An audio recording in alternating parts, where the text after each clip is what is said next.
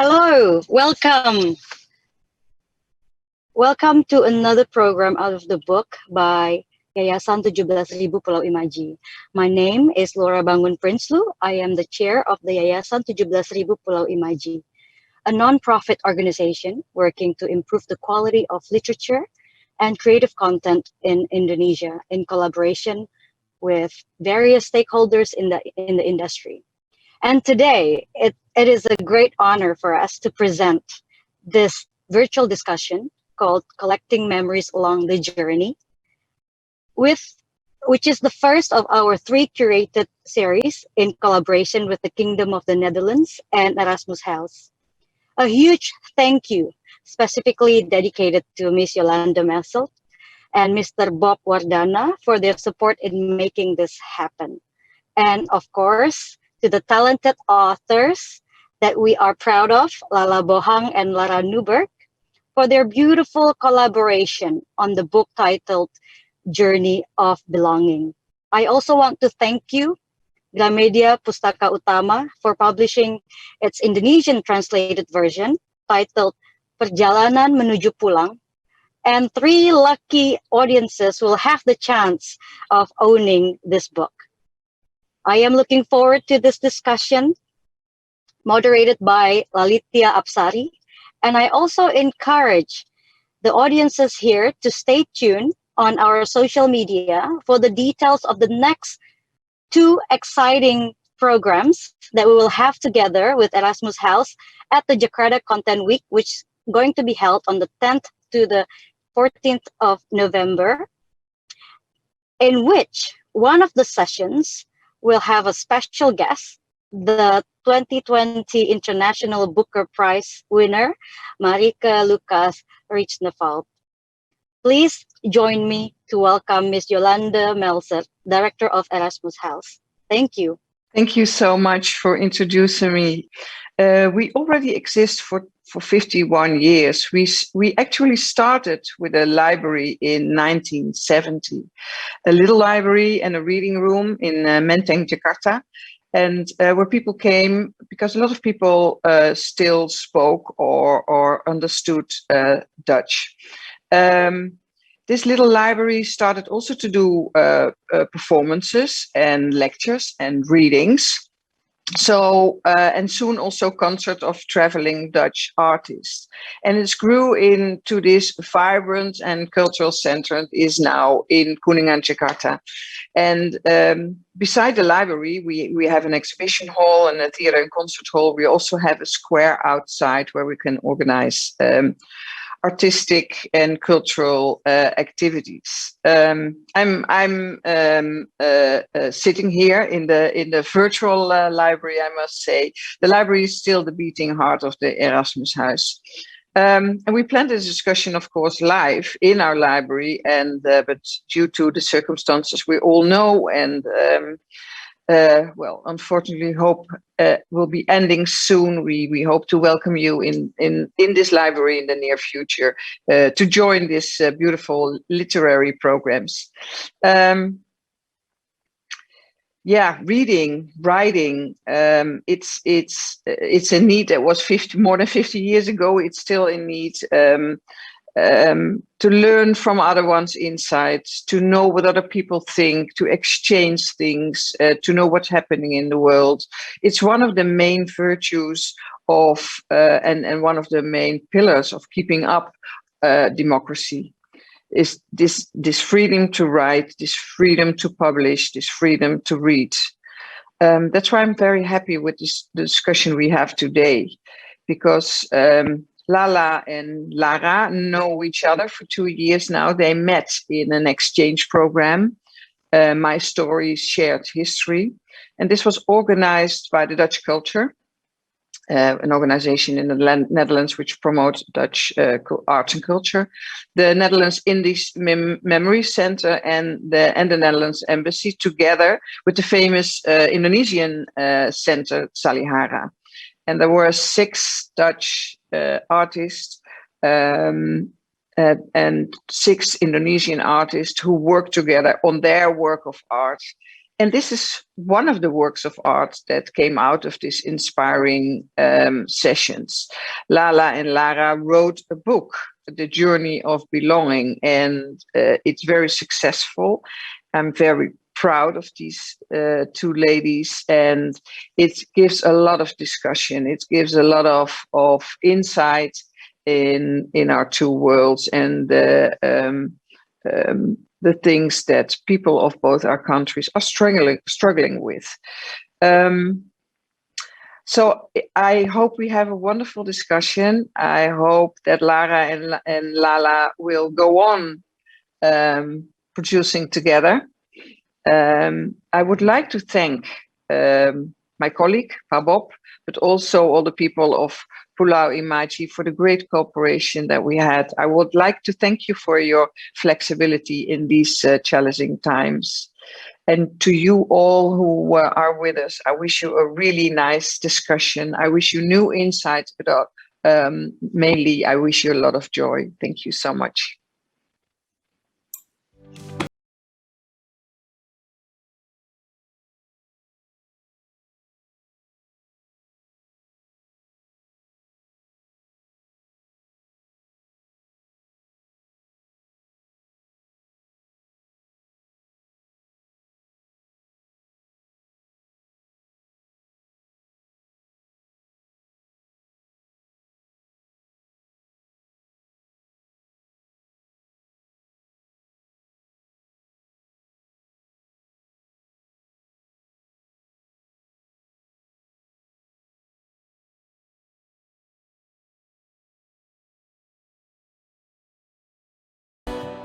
Hi, thank you Miss Laura Bangun Prinsloo, the chair of the 17.000 Pulau Imaji Foundation, and Miss Yolande Melsert, the director of Erasmus House, for the lovely opening speeches. I, of course, is one of the many people who miss going to Erasmus House and reading books there. But in the meantime, I'm very excited to welcome you to this literature program, book discussion out of the book, a collaboration between Erasmus House, Jakarta, and the 17.000 Pulau Imaji Foundation.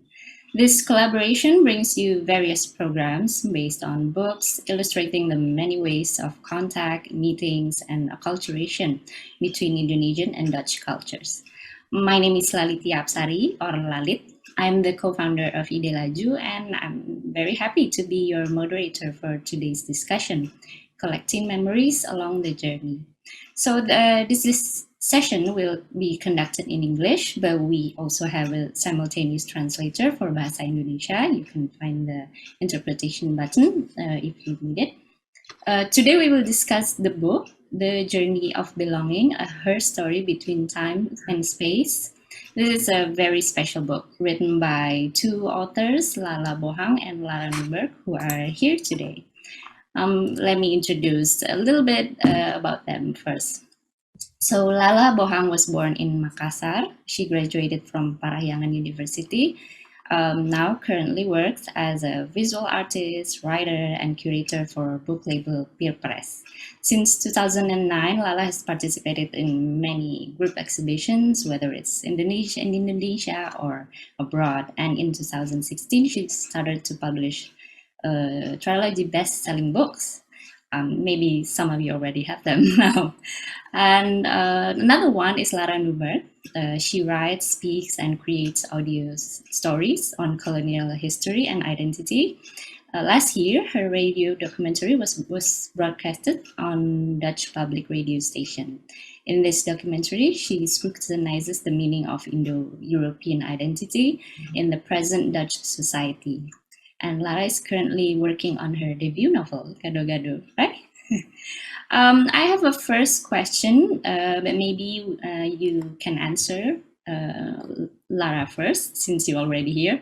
So to open this session, so what does this book mean to you from the very beginning, the conception, the compiling the materials and publishing it? How did it feel to open this part of you and your family story? Well, it's immediately an emotional question somehow to answer.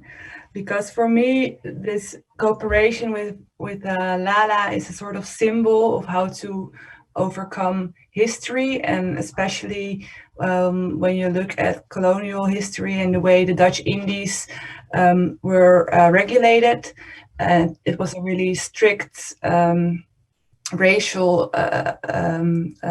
society, so divided by race.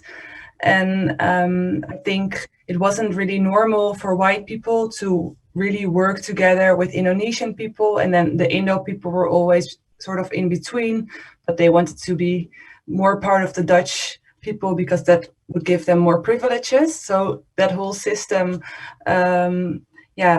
was just the core of the Dutch Indies for almost 100 years, I must say.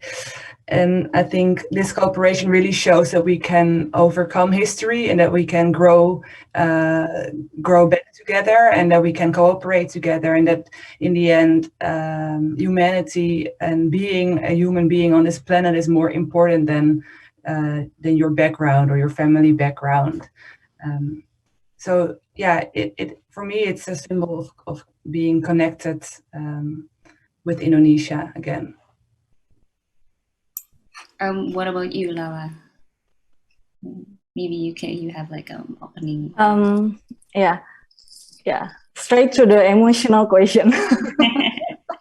So when I first invited to the program, the personal history, shared history, I consider myself not as a very, I'm a little bit apathist in the history, because I come from a generation that history tend to deliver in a very,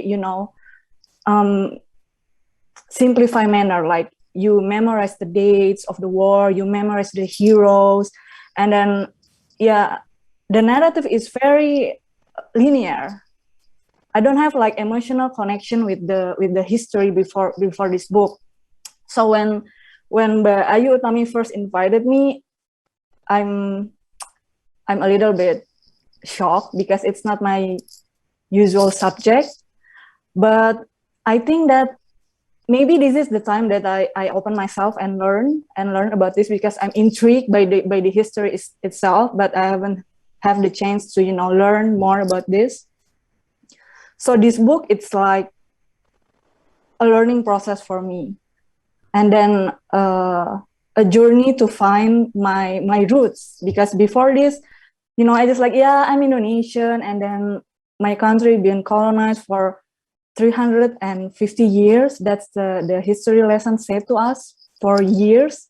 But through this project, I come to many things that no, maybe Indonesia is not colonized 350 years.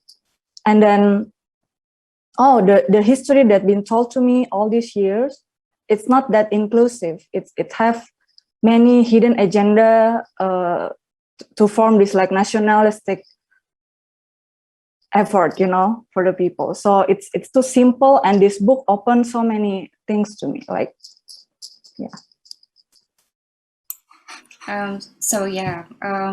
for the viewers, maybe from the opening question and Lala and Lara's answer, you can hear a little bit about the book. This is maybe we're familiar with the official history written by the state, whether it's Indonesia or in the Netherlands.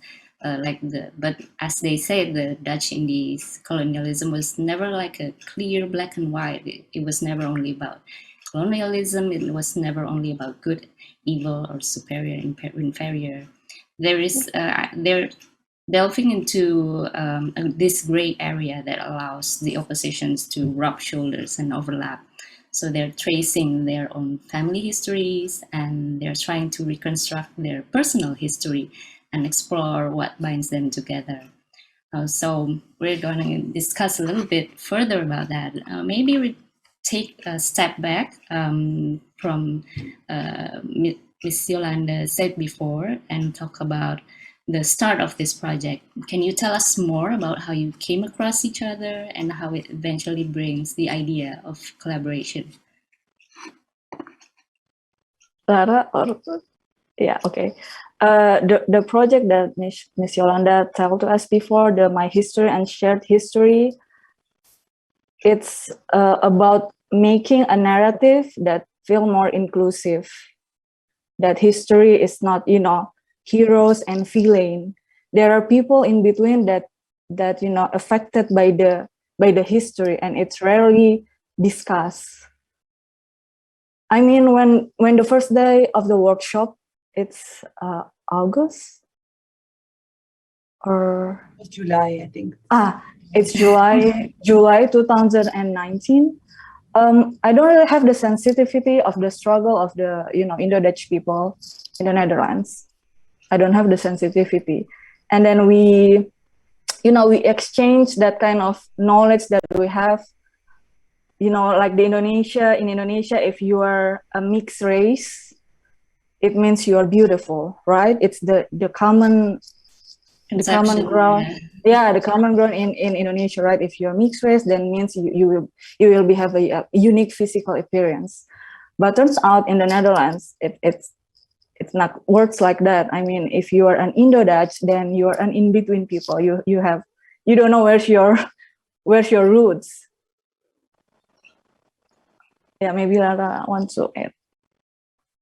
Yeah, we also write about this in the book, that indeed that first workshop day was about the word Indo, and it sounds really strange to have a whole discussion about one word, but it brought so many experiences and associations in the group.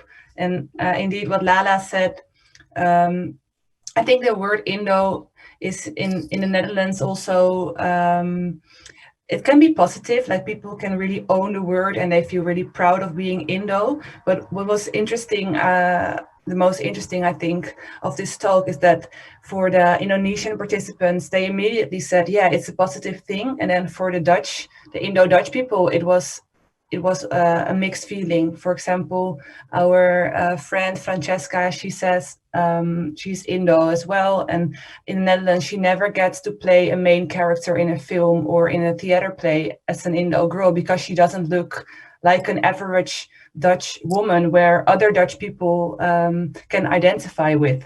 So where maybe in Indonesia being mixed is a plus and it will bring you further. Here in the Netherlands, she as an actress feels that it will will give her less opportunities because of the way she looks. And yeah, that completely resonates with how white or blonde Dutch people look. So then of course your experience is different.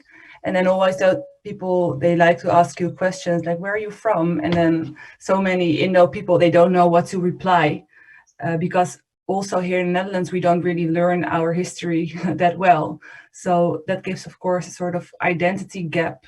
And yeah, that can be difficult. Like you're born in the Netherlands, so you think that you belong here, but then when people start asking like, where are you from, and you don't know what to answer, and you say, yeah, I'm from Amsterdam, and then they say, well, but I mean, where are you really from? I mean, where does your hair color come from, or your skin color? And then yeah, Indonesia, the Dutch Indies, but yeah, so many people don't really know what to reply after that.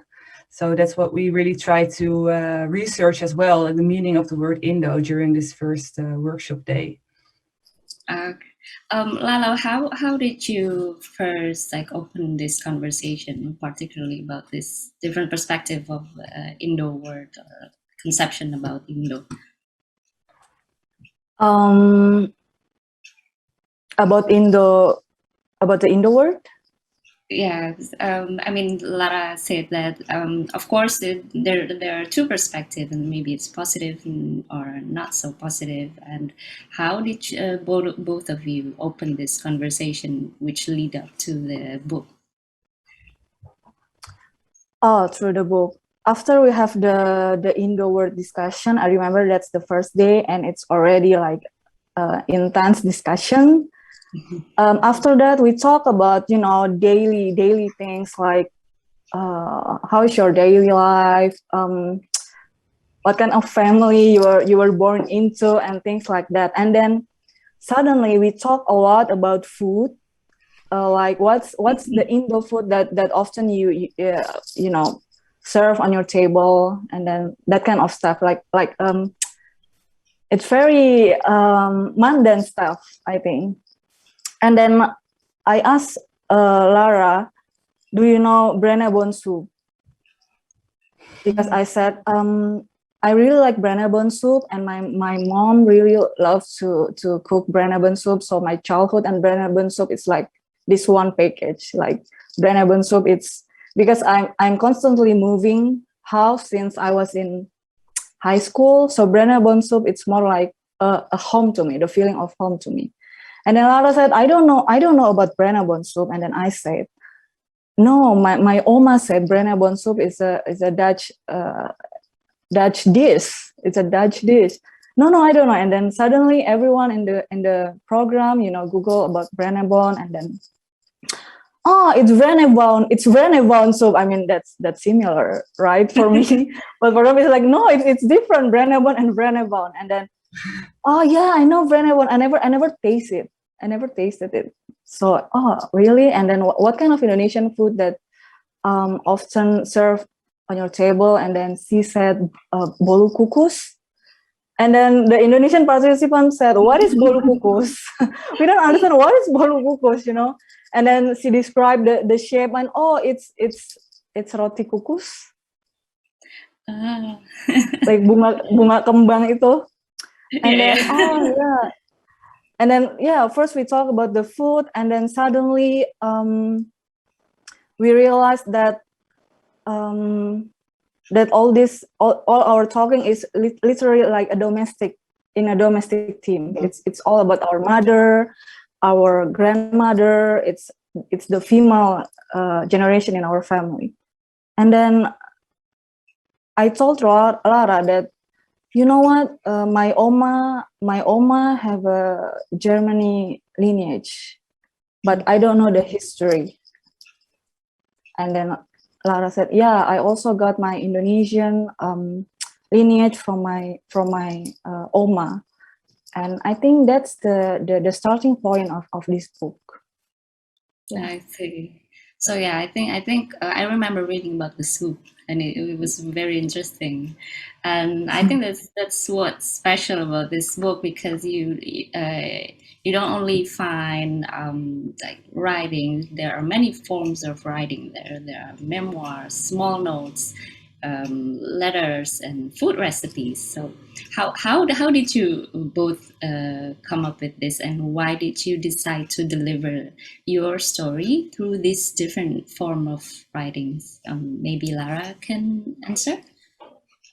Yeah, I think what Lala already said in the beginning, that the way history is taught in Indonesia, but I also think the way history is taught in the Netherlands, it's always about the big politicians. Or I remember this one sentence, and also my mother always says that it's actually the only thing she remembers from her history class about the Netherlands and Indonesia, that Sukarno and Hatta proclaim Indonesian independence on the 17th of August. And that's just one sentence in our history book. But as a child, you have no idea what does that mean, independence or a proclamation. So it's all a bit fake, and we only talk about these big events without really understanding what that means to people, individuals, and to personal stories. And I think during the workshop days in Jakarta, we also got a workshop by Nancy Jouwe. She's an anthropologist from the Netherlands, and she's really well known for mapping history, and that means that we made a timeline in this workshop where we wrote down historical events in the world, then big historical events in the Netherlands or Indonesia, and then personal events. So we created a timeline with the whole group where you could see the connection between bigger political decisions made by politicians and by governments, and how that reflects on national histories and on personal histories. And Lala and I think we both felt really attracted to the idea that as an individual, as just a citizen of a country, your life can often be influenced by decisions made by others. So that's why we start in the book with in the beginning with a big timeline, where at the top of the timeline you can see the national and world history, or actually only national events. So Indonesian national events or Dutch, or of course during colonial times it's really intertwined. And then under that we place a different line to address female actors during this history, because we also during our brainstorm session about this project, we also realized that a lot of history has been written by men about men. So we thought, yeah, we should bring female agency back into her story, actually, instead of history. Because there are a lot of important women in this history, but somehow we just don't learn about them. And then we decided to add a third timeline, and that's our personal family history. And I think that's how it started. And then we kept thinking about, okay, how can we keep this connection between broader history, international history, and then personal history. So we decided to talk about our first to talk about our personal history first. So that's after the timeline. There is those chapters where you can, as a reader, you find out more about ourselves, like who were our great grandmothers, who were our grandmothers, who are our mothers, who are we, and that's all sort of, that together with the timeline is a sort of base to understand the letters that we wrote to each other later on in the book. But we thought, because food is so important, I think food is also a cultural, the heritage of our colonial past. It's really visible in food, like what Lala just already explained. So we wanted to add a recipe as well, and also to keep it a bit light, to have a sort of break between the difficult or the emotional talk that we in the books in the letters try to include. So yeah, I think, am I saying it right, Lala? Yes. So yeah, for me as a reader, it's very interesting how you intertwine this official history and your personal history, and then the food, and it's amazing to see all these aspects together. But Lala, did you face challenges in collecting these materials? I mean, of course, especially when talking about tracing our family history in Indonesia, of course, it's not easy. Yeah, obviously. Yeah, what kind of challenges did you face when you collect these materials? So when I collect the materials, it's hard, but I'm grateful that I have a mother who, very connected to all the family, like all the big families. Like she always keep in touch with everyone. So yeah, I first asked about her like a very simple question, like, do you know any history from our family that connected to the history of Indonesia? I mean, even though it's just a very small event that you heard before or from other family. And she said, no, there's nothing happened in our family that related to the history. I mean, impossible, because it's happened in our country. I mean, it's impossible that our ancestor didn't experience anything that related to the history, right? I mean, it's a very long time, the colonial past of Indonesia and the Netherlands. And then she said, okay, I will ask a family. And then at first she found that, oh my God, your great-great-grandmother is a Dutch German woman. I never heard that before. I just knew that my Oma have this Germany lineage, and that's it. And my mom also, yeah, this is the first time I heard about this. That's the first fact that I just knew because of this project. And then after that, my mom, keep digging and then keep asking for old photos, because the photos, it's like she have to collect the photos from a lot of people. And then one of the family members said that, do you remember that the younger sister of my Oma had been kidnapped through the Permesta movement. Permesta movement is the movement that happened in East Indonesia after the independence, because they want to have more authority of their land, and they think that the government, the authorities at that time, is to centralize in Java.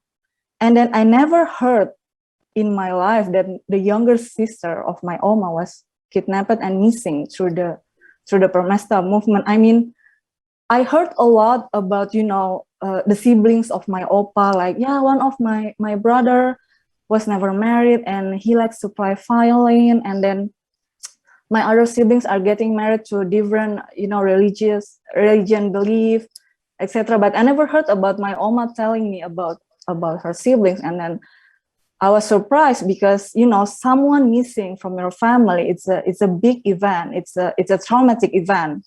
And it's impossible that the family don't impacted by the event. So it's because she was a woman, I don't know, but So it seems that big things are unraveling when you explore this project. What about you, Lara? Is there any particular thing that you just found out about maybe the family histories when you did this project? Well, the start for me of this project was a bit different compared to Lala, I think, because I already was writing a lot about this history, and also I already did my family research before I came to join this project.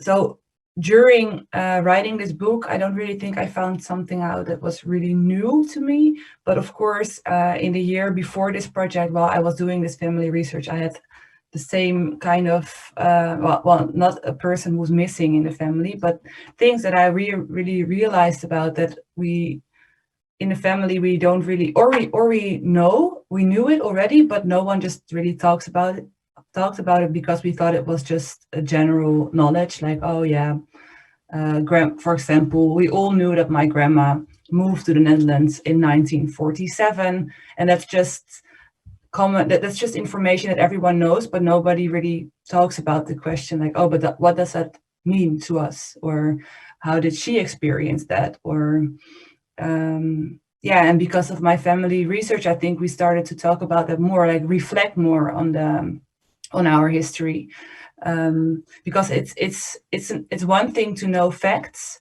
but it's another thing to also really reflect and try to analyze and understand what those facts mean to you as a person, or to you as part of a family, as a family member.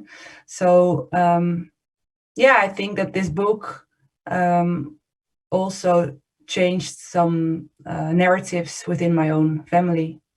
But I must ask my mom, actually. I think she's here in the meeting. Hi, Mom.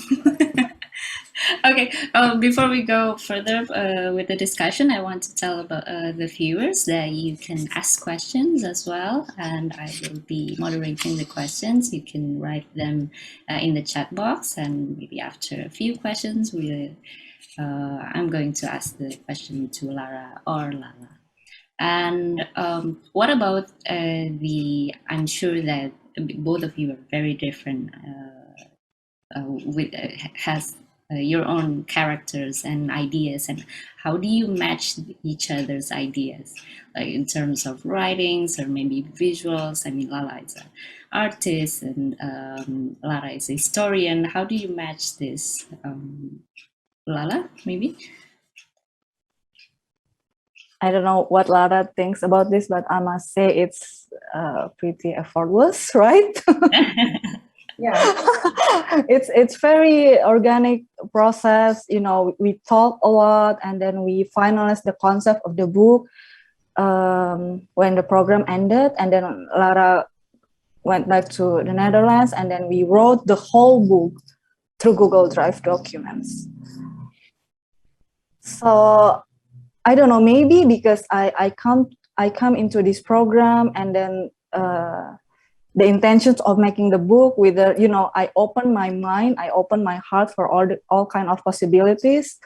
this is the platform to learn from me, because Lara is already a historian and she already knew about her family history, and then I just get started with it.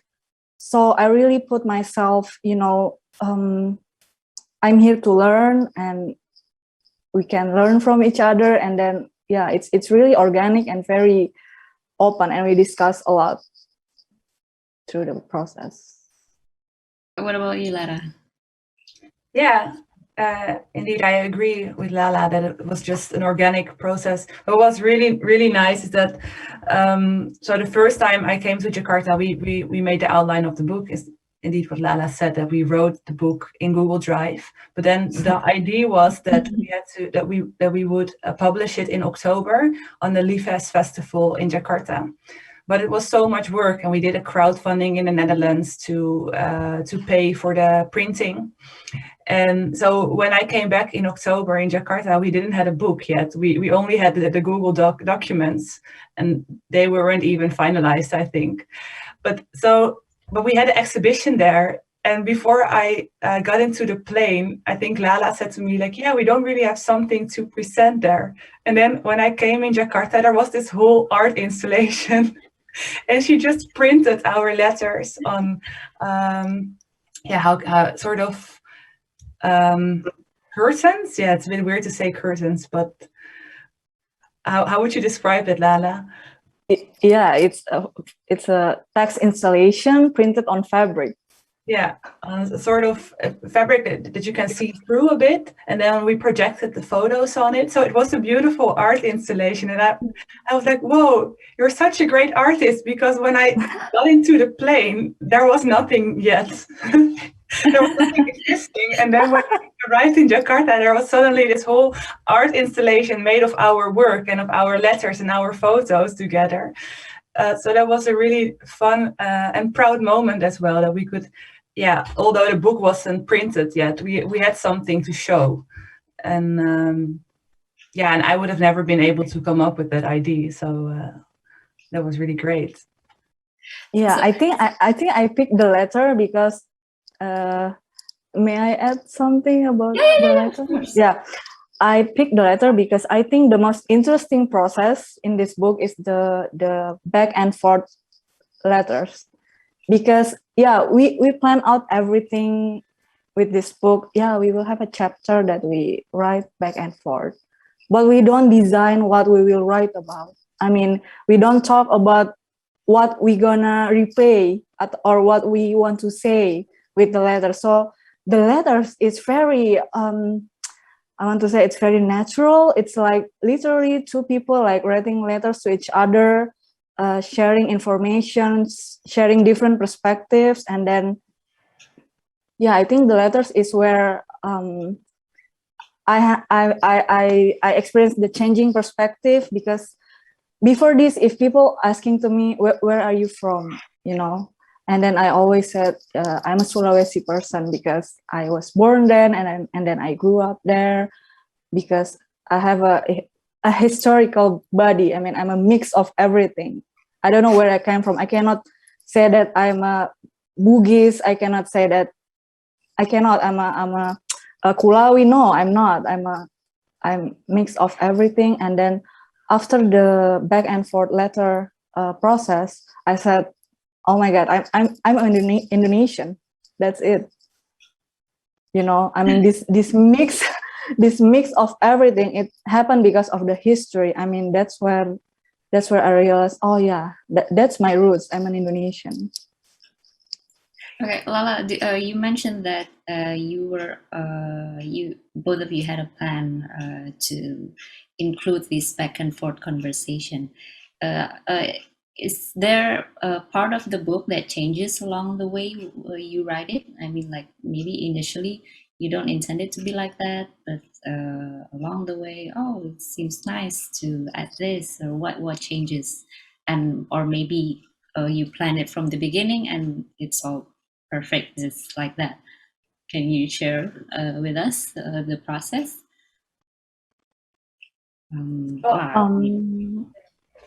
Lara, maybe? I don't think we really changed so much, right?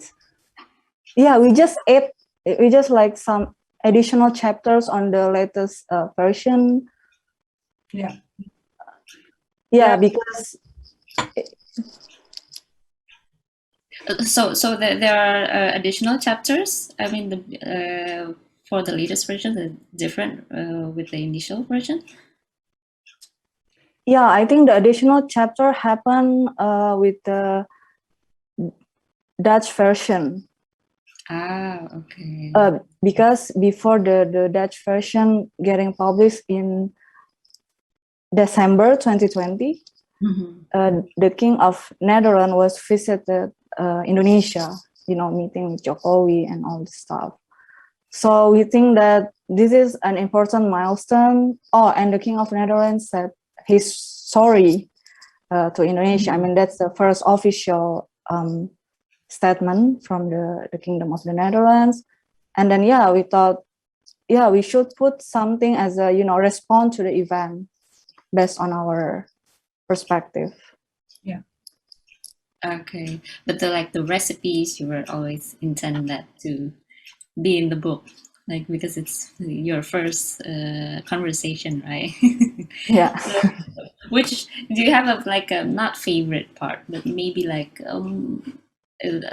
part that's connect with you the most in the book? Do you have one, or can you pick one? Both the less favorite. That's difficult. Most favorite or less favorite? Not favorite, maybe the one that is most personal to you, or maybe has the most connection with you, or maybe most challenging, the one that stood out. Can you pick one and maybe tell us about that?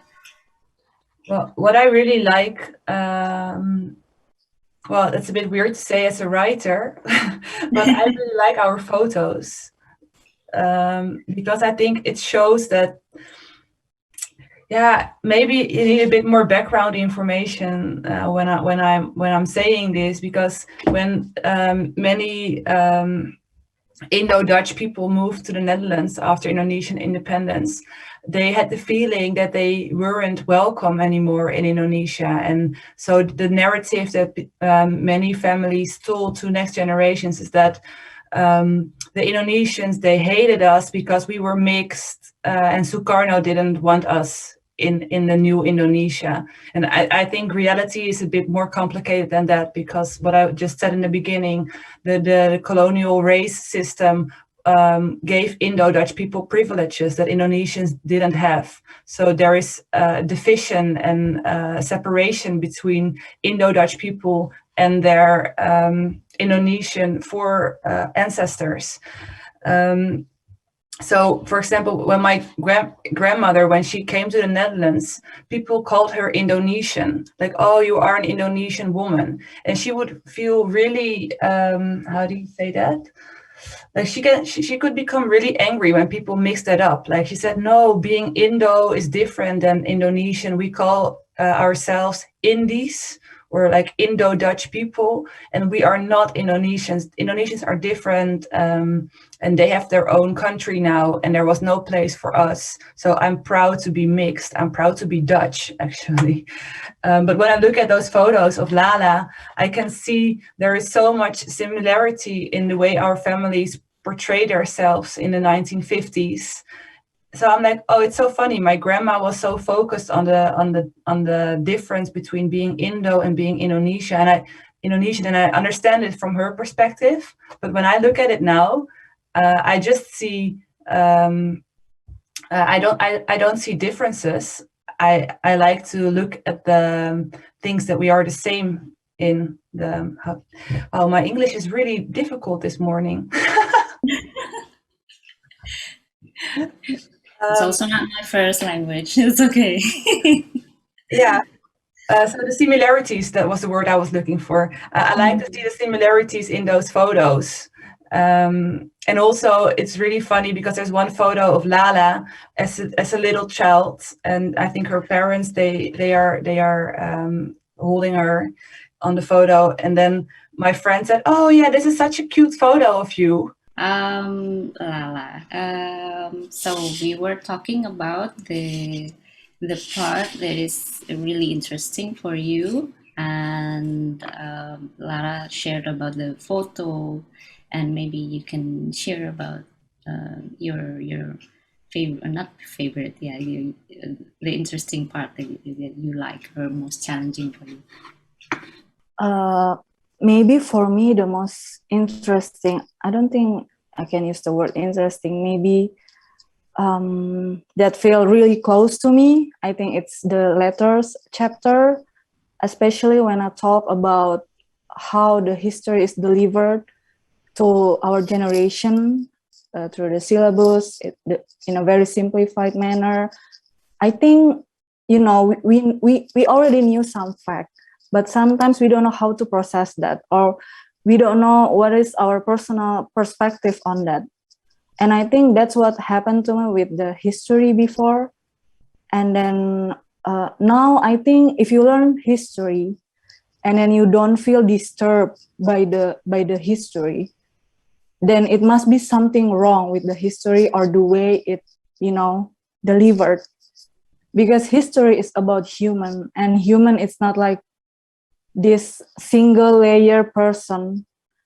It's not like when the colonizing happened, everyone experienced the same thing. It's similar with, it's not the act of reducing the colonialism, but for example, through the pandemic, we all going through the pandemic, but in a different, I think I have a change of perspective that when you learn history, it should make you feel disturbed by it, because history is complex. History have so many gray areas.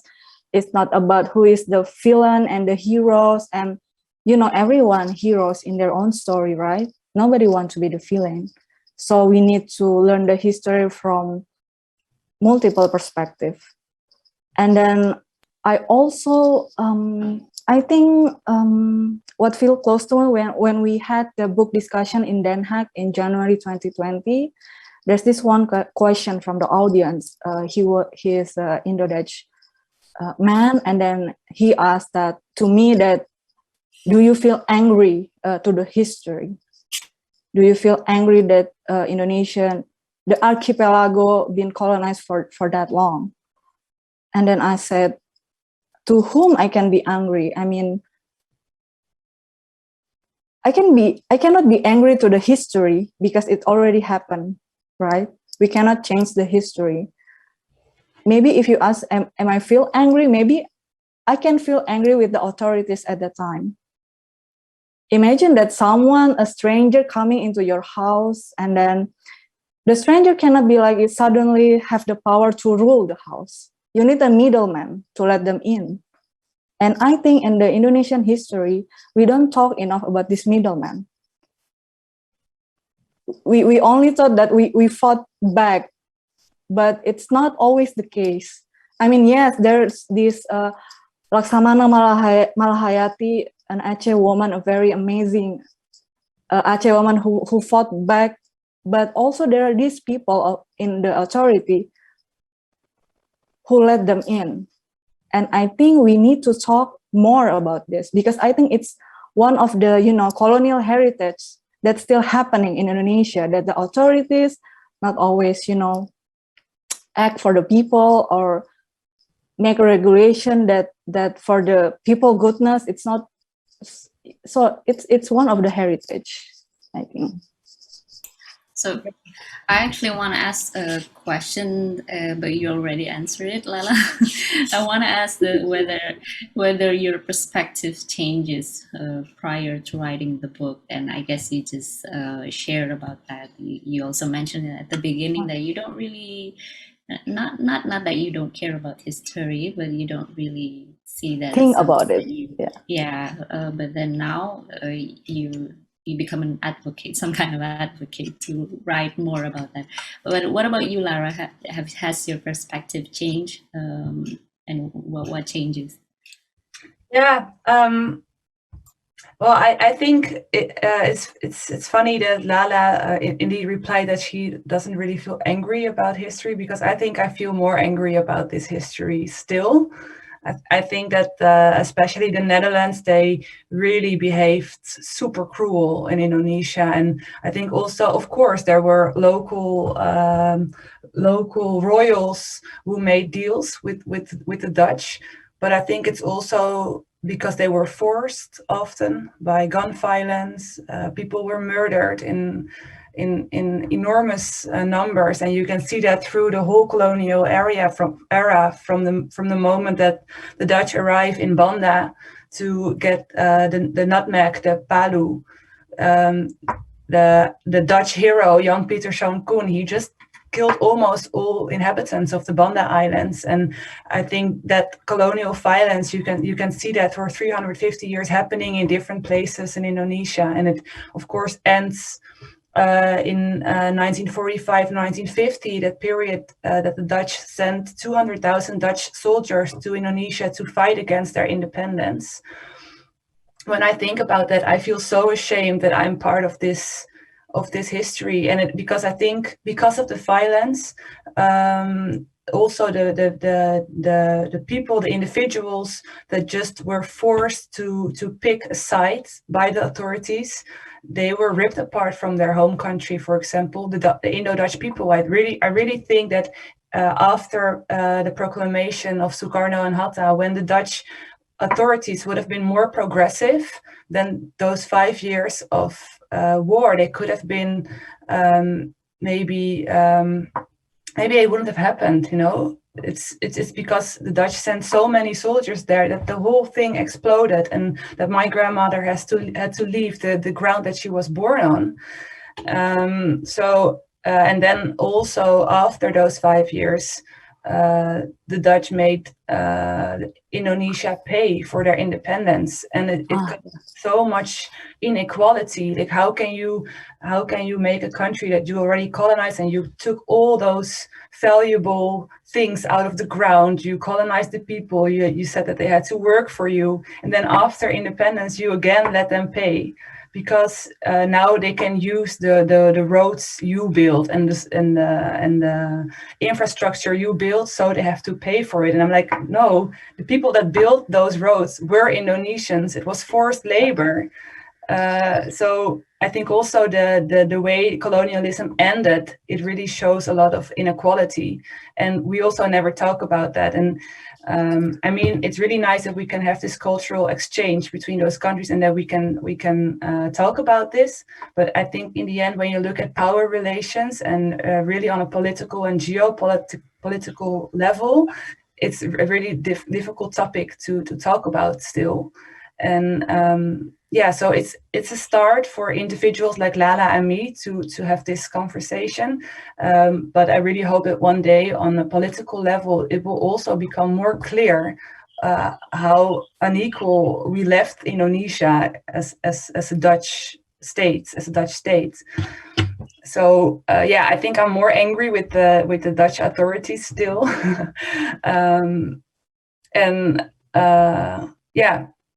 Because I think we never took responsibility, and I don't want to apologize, and that the Indonesian government then says like, oh, okay, thank you for your apologize, we accept it and it's okay. You know, that's also too easy. I think it should be something that the Dutch really look into for themselves, like, who are we as a Dutch person? We learn in school that we are a tolerant country, that we are open-minded, but when you look at the way we dealt with this colonial history, I don't really see that reflected in the way we behaved in Indonesia. And then I mean the Dutch, especially of course the authorities, because individuals they've been forced by authorities to just do what they were asked to do. So I would like to see the Dutch government to take more responsibility.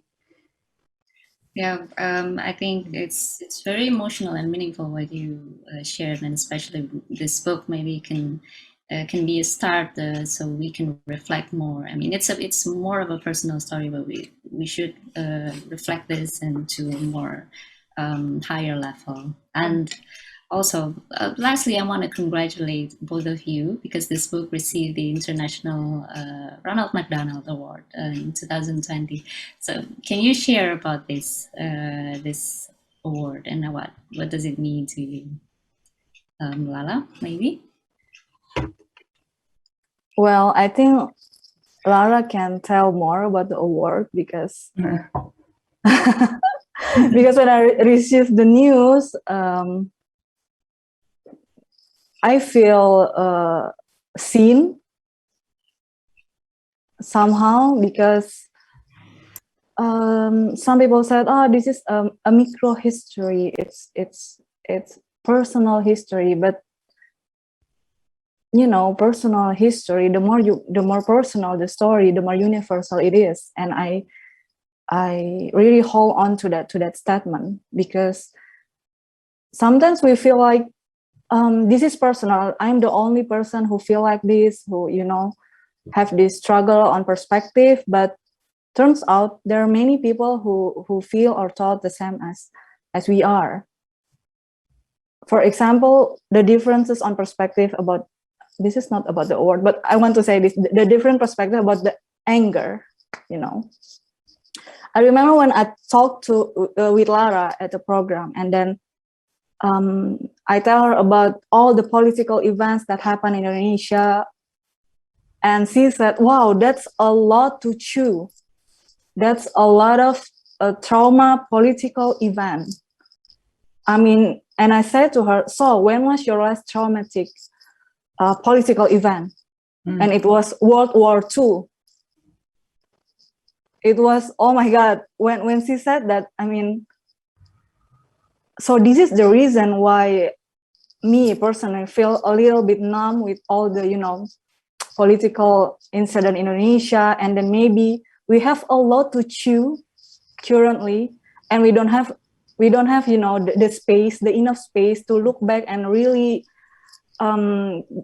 make our own narrative related to the colonial history. We have a lot to chew in the present. I mean, so many, you know, so many events in Indonesia. And Lara said her last traumatic event was World War II. Yeah, for my family. So not even yeah, for your family, right? Like in national level. And then I think that's maybe that's where my numbness comes from. You know, I don't feel angry. I still have a lot to chew in the present. Yeah, but different. I think what is also interesting, during our letters, we also exchanged that. Like, and then I think the conclusion is, of course, Indonesian politics, it's a really young country. I mean, 76 years ago, independence was proclaimed. And then we also talk about this in the book. So many international other countries, they try to get influence in Indonesia because you're so rich in what your country offers nature-wise. So the United States, they wanted something to do with the oil. The Dutch still wanted to have their part and their share in the oil industry or in the palm oil industry. So I think Indonesia never really got a fair chance to just find out what their own political dreams are, because it's always interrupted by big and powerful nations from abroad. And that also brought a lot of, I think, many problems that Lala is referring to. It also comes from that. So it's still a colonial thing. Yeah. So about the award, maybe you can. Oh, yeah.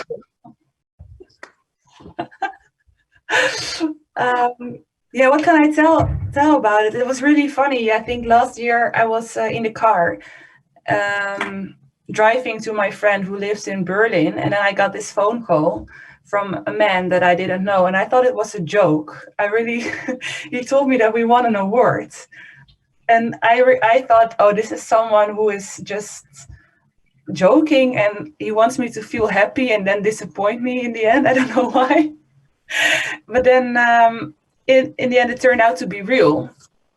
And the Ronald McDonald Award, it's an award based on Ronald McDonald, and it has nothing to do with McDonald's, with the American fast food chain.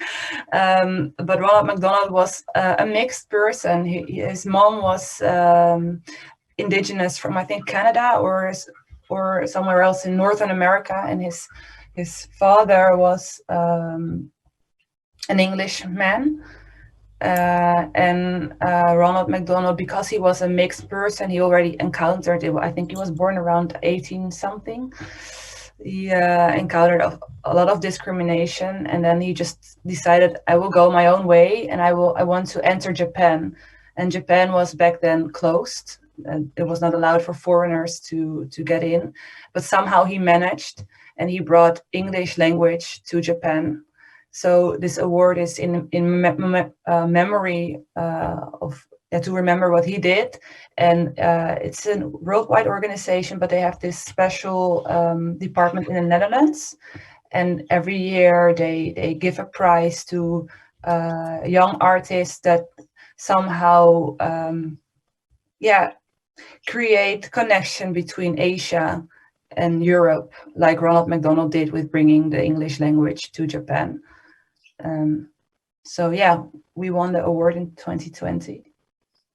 Congratulations. I think you deserve this. It's a very special book. I really enjoyed reading it. So unfortunately, before we close, there are two questions from the audience. The first one is from Bob, YouTube. I think this is related to the Indo word that we discussed at the beginning. What do you think? You said that there are differences in how this word is conceived between Indonesians and the Netherlands. But in your perspective, what do you think based this difference? Why is it for some it's positive, but some for somehow it's very different? So yeah, can you share your perspective on this? Do you ask me or Lala? Both of you, maybe Lara first. Yeah, I think in Dutch context, Indo was also used as a word to discriminate, and it when the first Indo-Dutch people came here, they could be name calling, like, oh, this stupid Indo person, and then it would have a negative connotation. And also already in colonial times, I think there is this Dutch professor, Pamela Patinama, and she writes about the way Indo people, so the mixed race people, were portrayed in literature written during the colonial period, and there are always really negative associations with the word Indo. They in books they say, like, oh, they inherited the worst sides of both descendants of both backgrounds. So they have they are greedy, and they cannot be trusted, and the women are just these erotic women, and they only try to get men to do what they want, and then they leave them. And so there were all those stereotypes that you can already find about Indo people in the literature of that period. So I think that's where the negative association comes from. And then it was used as a curse word to those people when they came to the Netherlands. But I think during the years, I mean, now the first big migration of Indo-Dutch people to the Netherlands, yeah, it's from 75 years ago. So in those 75 years, the word and the meaning changed. So some people, they just said, like, okay, you call me an Indo, well, I'm going to be proud of that. So then there's also a whole sort of revolution amongst with the word Indo, that people now make, for example, T-shirts, and they say proud to be Indo, or super Indo, like with a Superman sign, but then with super proud to be Indo written above it.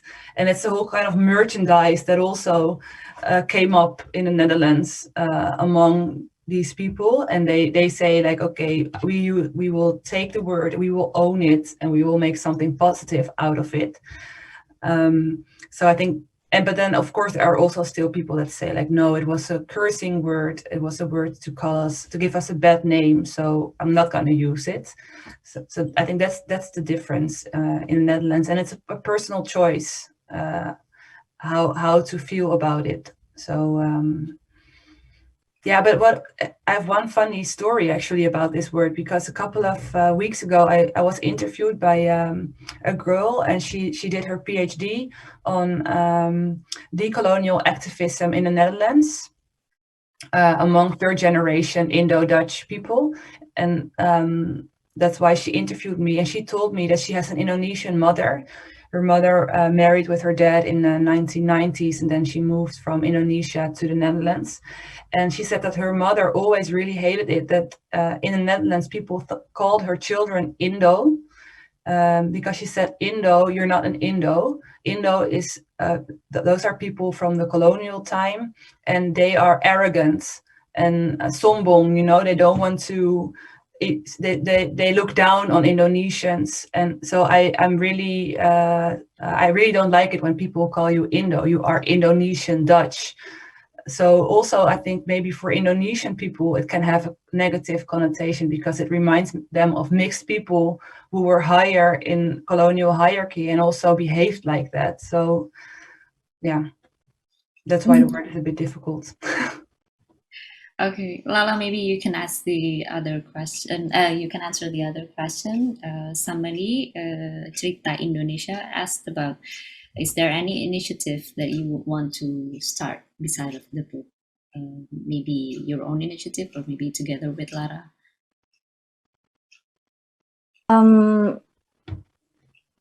Not yet, but I think after this book, I gain like more sensitivity to the past. I mean, I keep telling to myself that you can only learn from the past because it's already happened. You cannot learn from the present because it's still happening, right? And we cannot learn, obviously, from the future because it's still in the future. So, yeah, maybe through this book, I mean, to my readers, I often said, like, you can only learn from the past. That's where you can find your roots. That's where you can finally feel belonging with your traits, with your everything in you as a human being.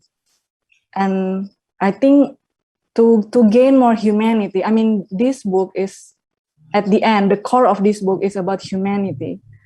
I mean, the fight on colonialism, racism, patriarchy, whatever ism it is, it's about how to treat human as human. It's as simple as that. I mean, we are human, so it should natural for us to treat other human as human. But we are not there yet. So I don't think for now, I don't really have the clear ideas, to make like a movement or initiative.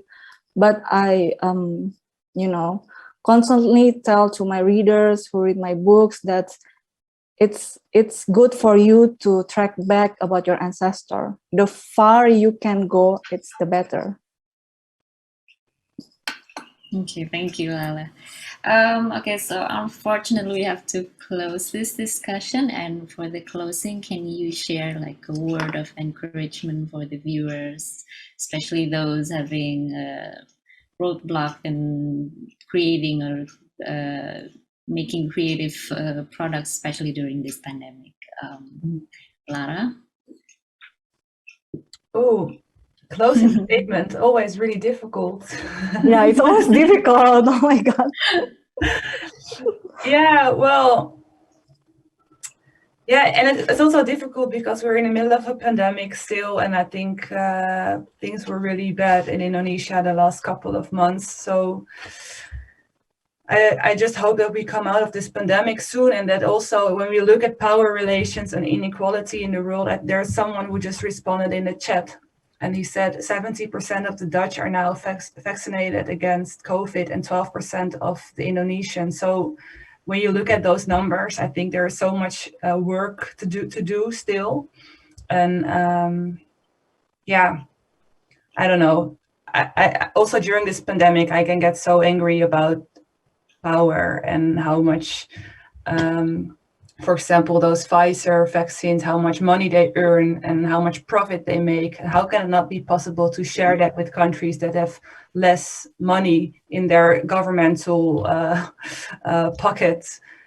They should get those vaccines for free, but we're not in a world like that. So yeah, I really hope that this book, when people read it, they will think about power relations and about equality and inequality more, and maybe change something in the way they behave during a normal daily day, to help and change that, and to make the world together a better place somehow. Although, yeah, it's so difficult because money is always so important.